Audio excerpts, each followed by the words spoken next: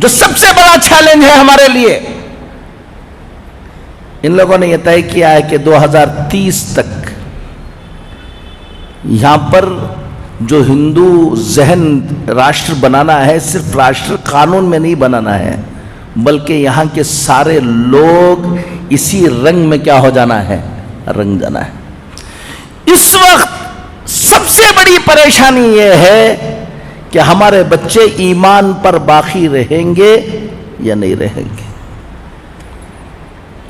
ہم اسکولوں کو بھیج رہے ہیں، ہم ان کی طرف توجہ نہیں کر رہے ہیں، ہم دیکھ نہیں رہے ہیں، اور آپ کو بتاؤں کہ آپ کے بچے جا رہے ہیں اور جانے کے بعد صبح سے شام تک کفر سن رہے ہیں، کفر بول رہے ہیں، کفر کے اعمال کر رہے ہیں۔ 40 دن آدمی جماعت میں بلا کر لے جاتے ہیں، ایمان بولنے کرانے دیتے ہیں، ایمان سننے کراتے ہیں، ایمان کرنے کراتے ہیں، تو آدمی کی حالت کیا ہونے لگتی ہے، دینی بن جاتی ہے۔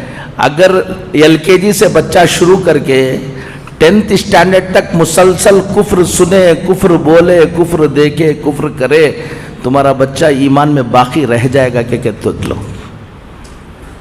بنگلور میں میرا ایک اسکول ہے، میں نے 3 جنوری کو امبیڈکر ہال میں نے اپنا اینیول ڈے کیا۔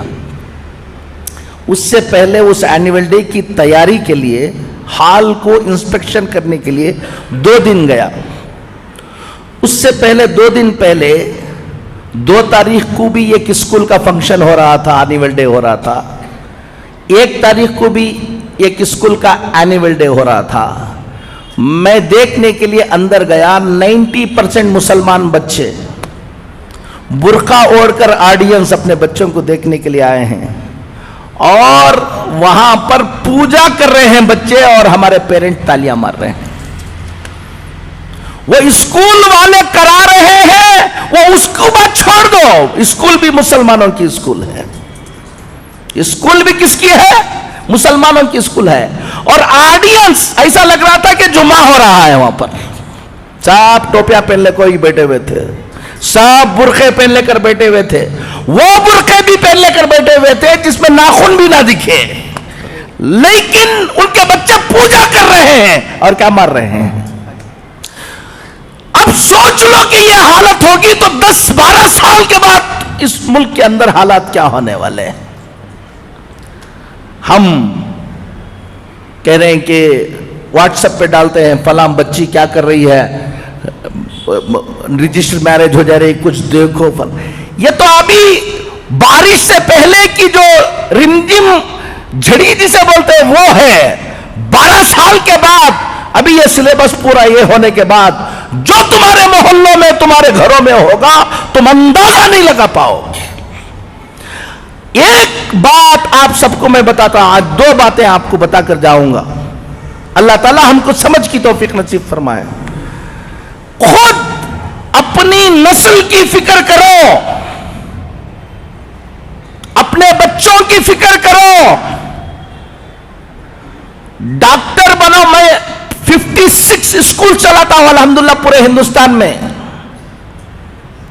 تاکہ ہمارے بچے ڈاکٹر بنے، انجینئر بنے، ماڈرن ایجوکیشن میں آگے آئے۔ میں اس کا داعی ہوں۔ میں کہہ رہا ہوں آپ کو، صرف ڈاکٹر، صرف انجینئر یہ تمہاری فکر ہے تو یاد رکھ لینا، ڈاکٹر تو انہیں بن جائے گا، ایمان میں باقی نہیں رہے گا، خون کے آنسو رونا پڑے گا۔ وہ انجینئر تو بن جائے گا۔ ایک بچی ایک غیر مسلم کے پیچھے بھاگ گئی، وہ لوگ پورے مل کر میرے پاس آئے اور آ کر کہنے لگے کہ مولانا ہم فلاں ہیں فلاں ہیں، رو رہے تھے، دکھ سے بلبلا رہے تھے، ہماری بچی غیر مسلم کے ساتھ شادی کر لے رہی ہے، کیا کرنا، کوئی حل بتائیے آپ۔ اور میں نے کہا کہ کون سی اسکول میں پڑھایا ہے تم نے؟ تو اسکول بتایا انہوں نے، وہ اسکول جہاں کفر ہی کفر ہے۔ اب وہ جوش میں آ کر ان کے باپ نے مجھ سے کہا، حضرت میرا بس چل جائے تو میری بچی کو میں قتل کر دوں۔ میں نے اس سے کہا تیرا بس چل نہیں رہا اس لیے قتل نہیں کر رہے, تیرا بس چلا تو تم اس کو قتل کر دیتے ہو بول رہے ہو. میں ایک بات بتاؤں تم کو, میرا بس چلتا تو تم کو قتل کر دیتا تھا میں. وہ بچی کی غلطی نہیں ہے. اگر آج سے 10 سال پہلے, 12 سال پہلے, 15 سال پہلے اگر تم کو آ کر میں کہتا اس اسکول میں, جس اسکول میں جا رہے ہو اس کا ذہن یہ بننے والا ہے, تم خیال کرو کہ ایسی اسکول میں داخلہ کرو جہاں اس کا کیا رہے, ایمان باقی رہے, تو تم مولانا کو کہتے کہ مولانا آپ بیکورڈ ہیں. تم بہت فارورڈ بن رہے تھے نا, لے لو. آپ کو بتا رہا ہوں دیندار گھروں کے بچے ایمان میں باقی رہنا. علی گڑھ گیا تھا میں, حضرت مولانا حکیم کلیم الدین صاحب دامت برکاتہم اللہ ان کی عمر کو دراز فرمائے, وہاں گیا. وہاں بیٹھا ہوا تھا, ایک صاحب آئے بڑے دیندار, کہا کہ حضرت آپ کو یہاں سے جانے کے وقت ایک آدھا گھنٹے کے لیے ہمارے گھر آنا ہے. کہا کیا بات ہے؟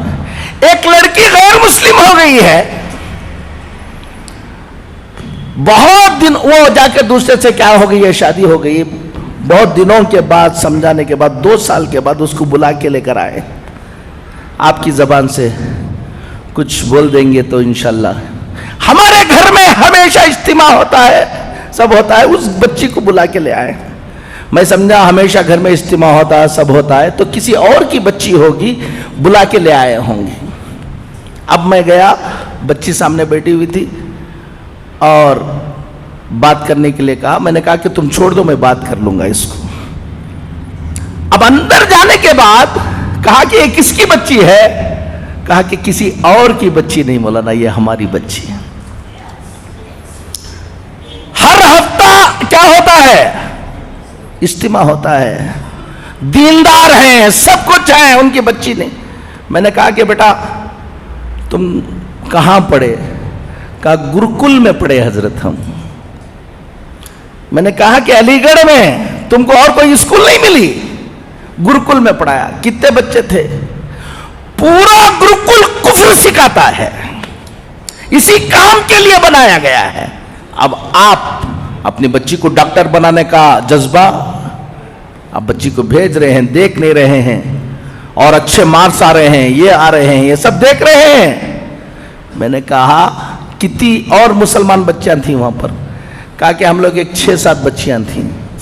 کیا کیا پروگرام ہوتے تھے, کیا کیا, اب پورا بتایا. میں نے ان کو بلا کر بتایا ہفتے میں 1 مرتبہ تم گھر میں بٹھا کر اس بچی کو اجتماع سنا رہے تھے, اور صبح کو اٹھے تو شام تک وہ کفر سنا رہے تھے. تمہارے کفر, اس کفر کا اثر ہوگا یا تمہاری تعلیم کا اثر ہوگا. ایک بات ذمہ داروں کو کہتا ہوں, اپنے اپنے علاقے کے اندر ٹیوشن سینٹر شروع کرو. بچے اسکولوں کو جائیں, ٹیوشن کو آئیں, اور ٹیوشن کو آ کر جو ٹیوشن پڑھانے کے وقت جو کتابوں کے اندر کفر لکھا ہوا ہے, ٹیوشن بھی پڑھائیں اور کفر کو کلیریفائی بھی کرے ہمارے ٹیچرز. اس سے بچوں کے ایمان کی حفاظت ہوگی. دوسری, مکتب کے نظام کو کیا کرو, مضبوط کرو. پہلے واجب تھا تو اب فرض ہے. اگر کوئی گھمنڈ کر کے میرا بچہ میں فلان جگہ پڑھا لوں گا, فلان جگہ پڑھاؤں گا, مکتب کو نہیں بھیجے گا, 15-20 سال کے بعد خون کے آنسو رونے کے علاوہ کچھ نہیں رہے گا, یاد رکھ لینا. ایک بات تو سب سے اہم اس وقت یہ ہے کہ اپنے بچوں کے ایمان کی حفاظت کی فکریں کرو, محنتیں کرو. ٹائم کم ہے, سوچیں گے نہیں. اپنے اپنے سب لوگ الحمدللہ. ابھی اثر یہ ہے کہ ایک طرف یہ فتنہ ہے, لیکن مسلمانوں میں بھی بڑی بیداری ہے. ہم پورے ہندوستان میں جاتے ہیں, ہر مسلمان چاہتا ہے کہ کچھ نہ کچھ ہم دین کے لیے کریں. خاموشی کے ساتھ کام کرنے والوں کی ایک بڑی تعداد ابھی پیدا ہو گئی جو کیا کر رہے ہیں, کام کر رہے ہیں. آپ کو بھی, نوجوانوں کو کہتا ہوں, سب کو کہتا ہوں, اپنا وقت اور اپنا پیسہ, اپنی دولت थोड़ा सा पेट पर पत्थर बांध लो, लेकिन अपनी इस आने वाली नस्ल की हिफाजत की मेहनत में लगाओ। हमारे बच्चे जो बड़े बच्चे हैं, नौजवान बच्चे हैं, कॉलेजों में पढ़ रहे हैं, ये कर रहे हैं, हर दिन 1-2-2.5 घंटा दो शाम का वक्त कि बच्चों को जमा करके ट्यूशन तुम चलाओ, चलाकर उनको अच्छा पढ़ाओ और कुफ्र शिर्क की पहचान उनको बनाओ। अगर तुम 1-2 घंटे अपने इन मिल्लत की हिफाजत के लिए नहीं दे सकते, तो कहीं चाय पी लेकर कौम की हालत पर गुफ्तगू करने का तुमको कोई हक नहीं है। तैयार बैठो तबाही और बर्बादी के लिए।